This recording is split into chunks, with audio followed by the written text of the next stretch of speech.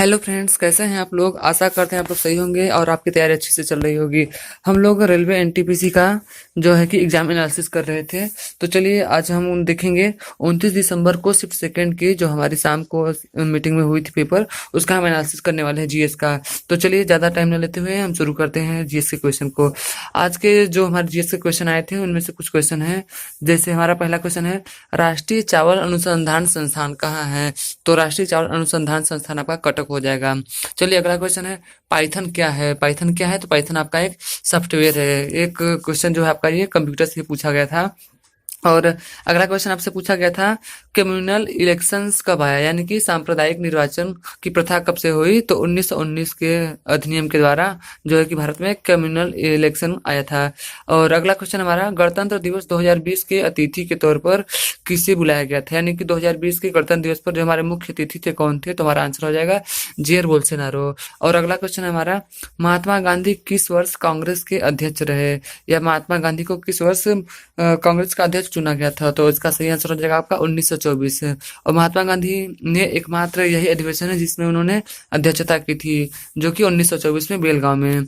और चलिए अगले क्वेश्चन को बढ़ते हैं। हमारा अगला क्वेश्चन है, अगला क्वेश्चन हमारा, जीएसटी का फुल फॉर्म पूछा गया है। जीएसटी का फुल फॉर्म क्या होगा। तो जीएसटी का फुल फॉर्म है आपका गुड्स एंड सर्विस टैक्स। क्या हो जाएगा, गुड्स एंड सर्विसेज टैक्स। ये क्वेश्चन रिपीट किया गया है, फर्स्ट मीटिंग में पूछा गया था और आपके सेकंड शिफ्ट में भी पूछा गया है कि जीएसटी का फुल फॉर्म क्या है। अगला क्वेश्चन देखते हैं। हमारा अगला क्वेश्चन है, यूनिसेफ का मुख्यालय पूछा है। यूनिसेफ का मुख्यालय कहाँ है, तो आपका राइट आंसर हो जाएगा न्यूयॉर्क। यूनिसेफ का मुख्यालय जो है कि न्यूयॉर्क में स्थित है। अगला क्वेश्चन पूछा है आपसे, हुमायूंनामा के लेखक कौन है। तो हुमायूंनामा के लेखक हो जाएंगे आपके गुलबदन बेगम। हुमायूंनामा जो है कि हुमायूं का आत्मकथा है, और हुमायूंनामा के लेखक कौन है, तो गुलबदन बेगम हो जाएंगे। और अगला क्वेश्चन आपका, गीत गोविंद के लेखक कौन है। तो आपका इसका राइट आंसर हो जाएगा जयदेव। जयदेव जो है कि गीत गोविंद के लेखक हैं। जयदेव ने क्या किया है, गीत गोविंद को लिखा है। और एक दर्रा से पूछा है आपसे क्वेश्चन, पालघाट किन के बीच में है। पालघाट दर्रा किसके बीच में है, तो यह तमिलनाडु और केरल में स्थित है। पालघाट दर्रा कहाँ है, तो तमिलनाडु और केरल में है। चलिए अगले क्वेश्चन की ओर बढ़ते हैं। हमारा अगला क्वेश्चन है, इसरो की स्थापना पूछा है इसने। इसरो की स्थापना जो है कि 1969 ईस्वी में हुई थी। इसरो यानी कि इंडियन स्पेस रिसर्च ऑर्गेनाइजेशन। वर्तमान में इसरो के जो प्रमुख हैं आपके के सिवन जी हैं। इसरो की स्थापना पूछा था, इसरो की स्थापना हो जाएगा आपका 1969 में। अगला क्वेश्चन है आपका, Jim Corbett national park. Jim Corbett national park कहाँ है, तो जिम कॉर्बेट नेशनल पार्क आपका उत्तराखंड हो जाएगा, और यह नैनीताल जिले में है। जिम कॉर्बेट नेशनल पार्क जो है कि भारत का प्रथम नेशनल पार्क भी माना जाता है। यह जो है कि उत्तराखंड में स्थित है। एक फुल फॉर्म से क्वेश्चन आया था आपका कि ASCII का फुल फॉर्म क्या होगा। तो ASCII का फुल फॉर्म होगा American standard code for information interchanges. क्या हो जाएगा, American standard code for information interchanges. अगला क्वेश्चन आपका इतिहास से पूछा गया था, मध्यकालीन इतिहास से, कि शेरशाह सूरी का मकबरा कहाँ है। शेरशाह सूरी का मकबरा जो है आपका सासाराम में है। कहाँ है, तो अगला क्वेश्चन है, उच्च न्यायालय से पूछा गया था कि भारत में वर्तमान समय में कितने उच्च न्यायालय हैं। तो वर्तमान में उच्च न्यायालयों की जो संख्या वो आपका 25 से कितना है, 25। पहले इसकी संख्या 24 थी, लेकिन एक बढ़ गई है आपकी, और तो कितनी हो गई है, 25 हो गई है। अगले क्वेश्चन को बढ़ते हैं। अगला क्वेश्चन है आपका, नींबू के रस का पीएच मान पूछा था। तो नींबू के रस का पीएच मान हो जाएगा आपका 2 से 3। नींबू का पीएच मान कितना हो जाएगा, 2 से 3। अगला क्वेश्चन पूछा गया था, राजधानी से, चीन की राजधानी। तो चीन की राजधानी बीजिंग हो जाएगी। हर शिफ्ट में एक क्वेश्चन जो है कि विश्व के देशों की राजधानी से पूछ रहा है, तो आप जितने भी देश बचे हुए हैं अब बाकी उनको आप देख लीजिएगा, अच्छे से रिवाइज कर लीजिएगा। और अगला क्वेश्चन है आपका, बेरी बेरी जो है रोग किसकी कमी से होता है। तो सही आंसर हो जाएगा विटामिन बी। विटामिन बी की कमी से आपका हो जाएगा बेरी बेरी रोग, और इसका जो है वैज्ञानिक नाम होगा थायमिन। अगला क्वेश्चन है, यूनेस्को का मुख्यालय कहाँ है।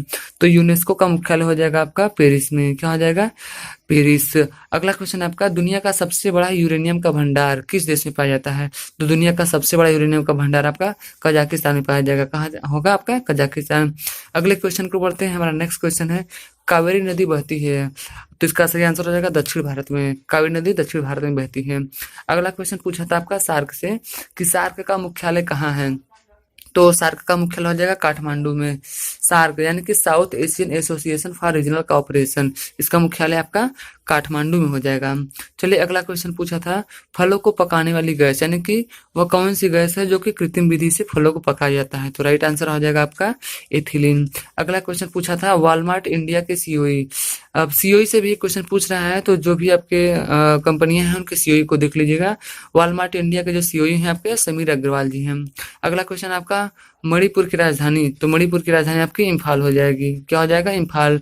अगला क्वेश्चन कंप्यूटर से ही है, इससे पूछा गया था, कंप्यूटर में जो है 22वीं महान क्रांति का संबंध पूछा गया था, तो इसका सही आंसर हो जाएगा 1960।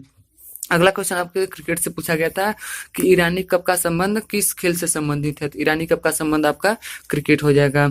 अगला क्वेश्चन ओजोन परत से पूछा था कि ओजोन परत कहाँ पाया जाता है? ओजोन परत कहाँ पाया जाता है? तो आपका राइट आंसर हो जाएगा स्ट्रेटोस्फियर। स्ट्रेटोस्फियर में ओजोन परत पाया जाता है। अगला क्वेश्चन था, आंतरिक ऊर्जा किस नियम द्वारा संचालित होता है? यानी आंतरिक ऊर्जा किस नियम के द्वारा होता है? तो आपका सही आंसर हो जाएगा चार्ल्स नियम।